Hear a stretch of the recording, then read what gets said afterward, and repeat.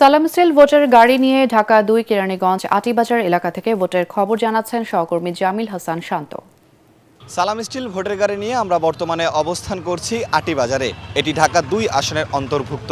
এই আসনটি আমরা ঘুরে দেখেছি। এই আসনে যারা স্থানীয় বাসিন্দা রয়েছে তারা আমাদেরকে জানিয়েছেন এই এলাকায় কিন্তু উন্নত মানের শিক্ষা ব্যবস্থা নেই, সেই পাশাপাশি এখানে উন্নত মানের স্বাস্থ্য ব্যবস্থা নেই।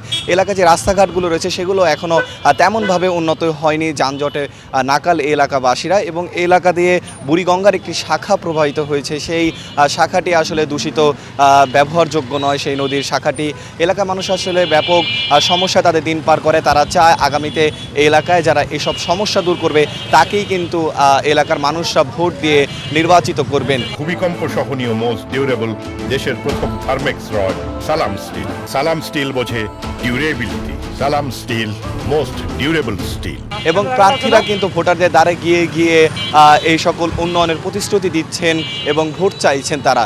আপনাকে একটু জানিয়ে রাখতে চাই, এলাকায় মোট ভোটার সংখ্যা রয়েছে ৩,৭৫,০০০-এরও বেশি। 10টি ইউনিয়ন নিয়ে গঠিত ঢাকা এই ২ আসন। সালাম স্টিল ভোটের গাড়ি নিয়ে এই ছিল আমার কাছে আটিবাজার থেকে কেরানীগঞ্জের সর্বশেষ পরিস্থিতি।